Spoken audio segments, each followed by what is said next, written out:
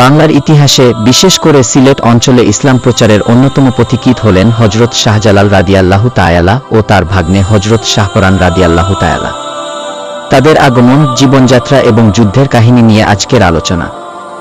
আসসালামু আলাইকুম, কেমন আছেন সবাই? আশা করি আল্লাহর অশেষ মেহেরবানিতে ভালো আছেন। আমিও ভালো আছি, আলহামদুলিল্লাহ। চলুন বেশি কথা না বলে ভিডিও শুরু করি।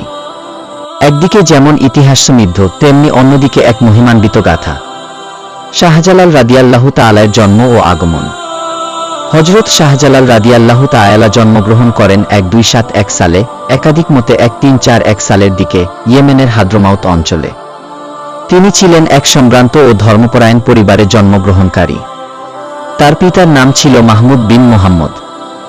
অল্প বয়সেই পিতামাতাকে হারিয়ে তিনি আত্মীয় স্বজনদের কাছেই বড় হন এবং কুরআন হাদিসের জ্ঞান অর্জন করেন। শাহপরান রাদিয়াল্লাহু ছিলেন শাহজালাল রাদিয়াল্লাহুর আপন ভাগ্নে। তিনি মামার সঙ্গে বাংলায় আসেন এবং সিলেট অঞ্চলে ইসলাম প্রচারে গুরুত্বপূর্ণ ভূমিকা রাখেন। তিনি মূলত শাহজালাল রাদিয়াল্লাহুর অন্যতম প্রধান সহচর ছিলেন। সিলেটে যুদ্ধ ও ইসলাম প্রতিষ্ঠা। শাহজালাল রাদিয়াল্লাহু যখন সিলেট অঞ্চলে আসেন, তখন এই অঞ্চলের শাসক ছিলেন গৌর গোবিন্দ। তিনি ছিলেন অত্যন্ত শক্তিশালী হিন্দু রাজা এবং মুসলমানদের সিলেটের বাইরে রাখতে কঠোর আইন জারি করেছিলেন।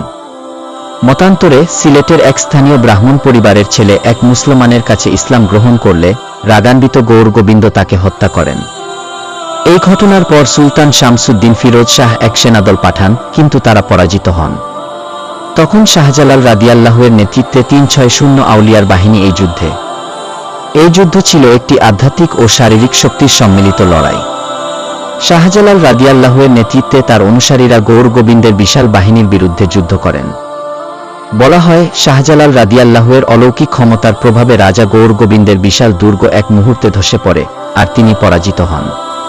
আমাদের ভিডিও যদি বিন্দু পরিমাণ ভালো লেগে থাকে, তাহলে আমাদের চ্যানেলটি সাবস্ক্রাইব করে আমাদের পাশে থাকুন। ধন্যবাদ সবাইকে।